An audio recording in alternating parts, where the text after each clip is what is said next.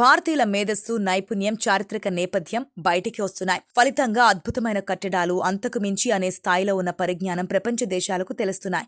అలాంటిదే ఇది కూడా. మన దేశంలో ప్రముఖమైన శివాలయాలలో కేదార్నాథ్ ఒకటి. ఈ క్షేత్రాన్ని నిర్మించిన తీరు, ఆ క్షేత్రం చుట్టూ ఉన్న పరిసరాలు, సాధారణంగా శివుడు కొలువై ఉన్న ప్రాంతాలకు వెళ్లడం నేటి రోజుల్లో పెద్ద కష్టంగా ఉంది. ఎందుకంటే రవాణా సదుపాయాలు పెరిగిపోయాయి, రోడ్లు అధునాతనంగా నిర్మితమవుతున్నాయి.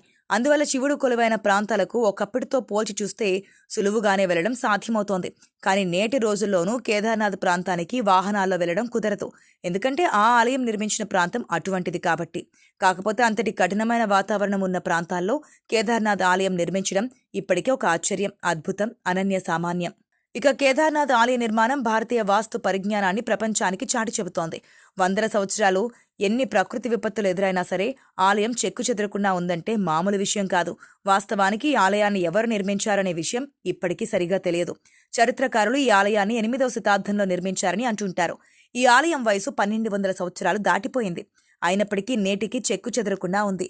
ఇది నాటి కాలానికి సంబంధించిన భారతీయుల వాస్తు పరిజ్ఞానానికి, నిర్మాణ కౌశలానికి శిఖరం లాంటి ప్రతీక. మరోవైపు కేదార్నాథ్ ఆలయ నిర్మాణానికి ఎంచుకున్న ప్రదేశమే ఒక మిస్టరీ. నాటి స్థపతులు ఆలయాన్ని ఎలా నిర్మించారనేది ఇప్పటికే ఒక రహస్యమే. ఒకవైపు 22,000 అడుగుల ఎత్తులో కేదార్నాథుడి కొండ ఉంది. మరోవైపు 21,600 అడుగుల ఎత్తులో కరచ్ కుండ్ ఉంది. మూడో వైపు 22,700 అడుగుల ఎత్తులో భారత్ కుండ్ ప్రాంతం ఉంది. ఈ 3 పర్వతాల మీదుగా మందాకిని, స్వరందరి, సరస్వతి, చిరుగంగ, మధుగంగ అనే 5 నదులు ప్రవహిస్తున్నాయి. చలికాలంలో ఈ ప్రాంతంలో విపరీతమైన మంచు కురుస్తూ ఉంటుంది. వర్షాకాలంలో నీరు అత్యంత వేగంగా ప్రవహిస్తూ ఉంటుంది. అందువల్ల నేటికి ఇక్కడికి వాహనాలలో వెళ్లడం కుదరదు. అలాంటి ఇంతటి ప్రతికూల వాతావరణంలోనూ ఆలయాన్ని నిర్మించడం మామూలుగా విషయం కాదు. ఈ ఆలయానికి సంబంధించిన రాళ్ల చరిత్ర తెలుసుకోవడానికి లిగ్నోమాటిక్ డేటింగ్ పరీక్ష నిర్వహించారు.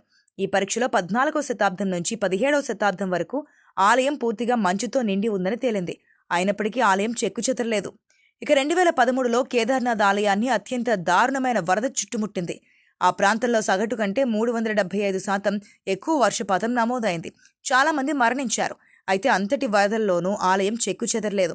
ఈ ఆలయ నిర్మాణానికి ఉపయోగించిన రాయి అక్కడ లభ్యమయ్యేది కాదు. దీనిని ఎక్కడి నుంచి తెచ్చారో తెలియదు. ఎలా పేర్చారు అనేది కూడా ఇప్పటికీ ఆశ్చర్యమే. అయితే దీని నిర్మాణానికి ఆస్టర్ అనే విధానాన్ని ఉపయోగించినట్లు తెలుస్తోంది. అప్పట్లో వరదలు వచ్చినప్పుడు ఒక పెద్ద బండరాయి వచ్చింది. సరిగ్గా అది గుడి వెనుక ఆగిపోయింది. ఆ రాయి వల్ల వరద ప్రవాహం 2గా చీలిపోయింది.